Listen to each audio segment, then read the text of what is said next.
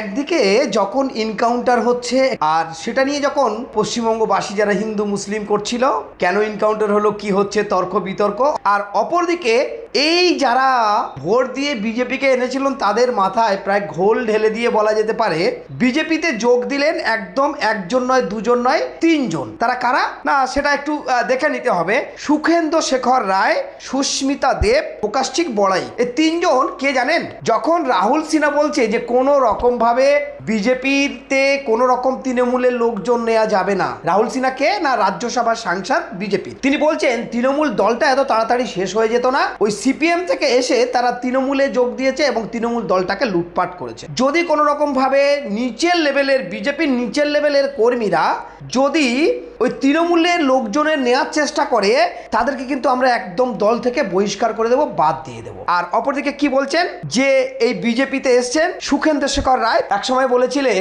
যে নারী ও টাকা যদি দেয়া যায় তাহলে টিকিট পাওয়া যায়। কত বড় ভয়ঙ্কর কথা দেখুন। এবং উনি বলেছেন যে বিজেপির একজন লিডার বলেছেন, এই কথা তিনি বলেছেন। তো সেই মানুষটা তাহলে কেন গেছেন?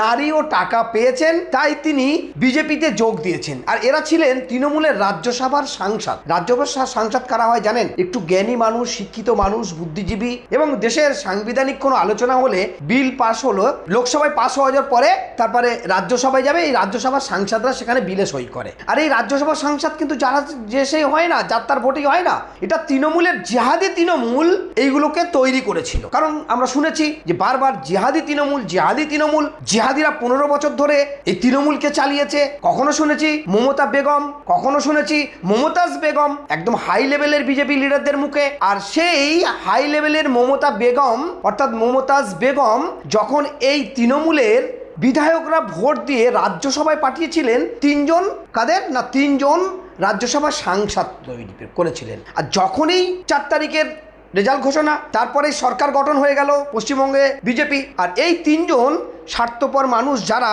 তৃণমূল এত কষ্ট করে এত বড় সম্মান দিয়েছে, এই সুখেন্দু শেখর রায়, সুস্মিতা দেব ও প্রকাশিক বাউরিকে যেভাবে তারা সম্মান দিয়েছে, রাজ্যসভার সাংসদ করেছে, কারা করেছে না জিহাদি তৃণমূল। এখন মুকুল রায় বলে গেছিল এক সময়, তিনি মরণে গেছেন, বলেছেন যেই তৃণমূল সেই বিজেপি। তাহলে এখন আমাদের বলতে হবে যেই জিহাদি তৃণমূল সেই জিহাদি বিজেপি, মানে কিছু রইল না। তাহলে তৃণমূল হেরে গেল এবং যেভাবেই হারলো সেটা তো সবাই জানে। কিন্তু এই জিহাদি তৃণমূল এখন জিহাদি বিজেপিতে পরিণত হয়ে গেল। লোকসভায় যারা ছিল কেউ ভাবতে পেরেছে যাদের অকথ্য ভাষায় বিজেপির বিরুদ্ধে গালাগালি করা, আর এই গালাগালি অশান্তি মারপিটে কারা জড়িয়েছে জানেন? ভোটাররা, নেতারা নয়। দেখুন নেতারা এক জায়গায় হয়ে গেল।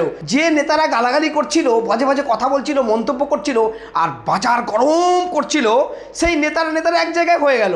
আপনি বিধানসভায় দেখুন, বিধানসভায় তৃণমূলের মোল্লা জিহাদিরাও আছে আর তৃণমূলের জেহাদিরাও আছে। এটা হচ্ছে বিধানসভায়, এ সব পেয়ে গেছেন। এখানে ভালো মন্দ বলছে, প্রতিবাদী আনপ্রতিবাদী, সেটা সাধারণ মানুষ বুঝতেই পারছে। অপরদিকে লোকসভার ক্ষেত্রে দেখুন যারা ছিল খলিলুর রহমান থেকে শুরু করে শতাব্দী রায়, দেবশ্রী রায়, তারপরে ইউসুফ পাঠান, এই সমস্ত তৃণমূলের জেহাদিরা চলে গেলেন বিজেপির সাপোর্ট করছেন এবং দিল্লিতে বসে গেছেন। ভাবুন তো দেখি এবার কিভাবে বসে গেছেন এরা বসে গেছেন আলাদা দল তৈরি করে, কিন্তু সেই এনডিএর সাপোর্ট করছে, মানে বিজেপির সাপোর্টে, বিজেপির সমর্থনে। তাহলে বুঝতে বাকি রইল কারা? এই তৃণমূল জিহাদিরা লোকসভায়ও চলে গেল।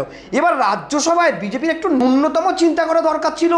মানুষ যারা ঘর হারিয়েছে, বাড়ি হারিয়েছে, বাস্তু হারিয়েছে, বাড়িতে থাকতে পারেনি, দিন রাত 24 ঘন্টা বিজেপির কর্মীরা ফেটটি লাগিয়ে তিলক পরে জয় শ্রীরাম করে একেবারে বাজনা বাজিয়ে তারা জীবনকে বাজিয়ে রেখে গাল থেকে রক্ত উঠে গেছে। তাহলে সেই যাদের রক্ত উঠে গেল গাল দিয়ে, তাদের কথা কি বিজেপি ভাবলো না?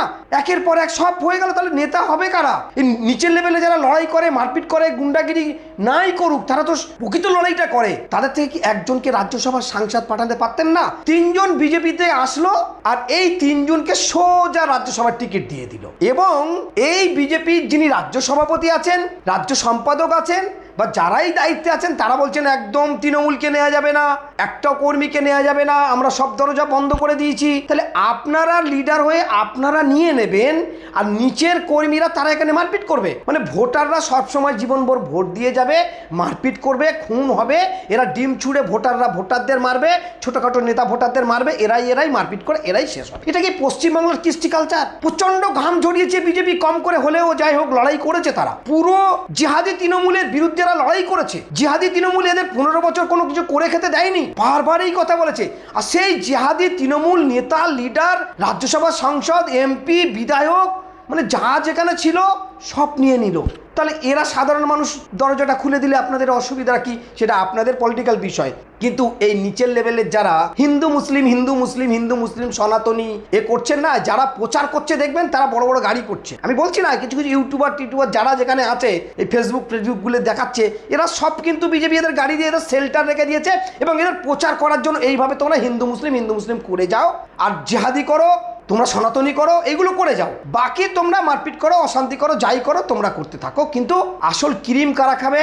এই নেতারা খাবে, নেতারা বসবে, নেতারা চা খাবে। আচ্ছা ভাবুন তো দেখি, আপনি সায়নের ঘোষের কথা বলুন, শতাব্দীর কথা বলুন, এই যারা আছে টোটাল টিএমসির কথা একবার ঘুম ভরে চোখ মুজিয়ে একবার ভেবে দেখুন যে কারা ছিল, কোন জিহাদি ছিল আর কোথায় গিয়ে পৌঁছে গেল। তাহলে সাধারণ মানুষের কোনো মূল্য নেই? তিনটে ব্যক্তি তো রাজ্যসভা থেকে আপনারা পাঠাতে পারতেন, তাহলে তো আপনাদের সবাইকে ফুলের মালা দিয়ে বরণ করে নিত। প্রত্যন্ত গ্রামগঞ্জ থেকে শিক্ষিত ছেলেকে, এখানে তাদের তো আর রাজনীতি করতে হয় না, ভোটে দাঁড়াতে হয় না, আপনারা দাঁড় করিয়ে দেন আর বিধানসভার বিধায়করা তাদেরকে ভোট দিয়ে দেয়, মনোনীত করে ভোট দিয়ে দেয়, তারা চলে যায়। তো এখানে প্রত্যন্ত গ্রাম থেকে একটা আদিবাসী ছেলেকে তুলতে পারতেন, একটা এসসি ছেলেকে তুলে দিতে পারতেন, একটা নর্মাল ওবিসি বা ন্যূনতম ক্যাটাগরি দিতে পারতেন। এরা সংবিধানটা কি জিনিসটা বুঝতো, তাহলে ভোটটা কাকে দিত না তারা চর্চা করতে পারতো, তাহলে আপনাদের দলে কিন্তু আরো উন্নতি হতো। ওসব কিচ্ছু নয়, এই উচ্চ বর্ণের মানুষরা আর পয়সাওয়ালা মানুষরা আর নেতারাই এক জায়গায় থাকবে। তৃণমূল যেমন ভাবে তাদের নেতা নির্ধারণ করতে পারেনি, তাদের কর্মীদের কথা ভাবেনি, তাদের পুরানো দিনের সাথী সঙ্গীদের এই রাহুল সিনহার কথায় তারা কিন্তু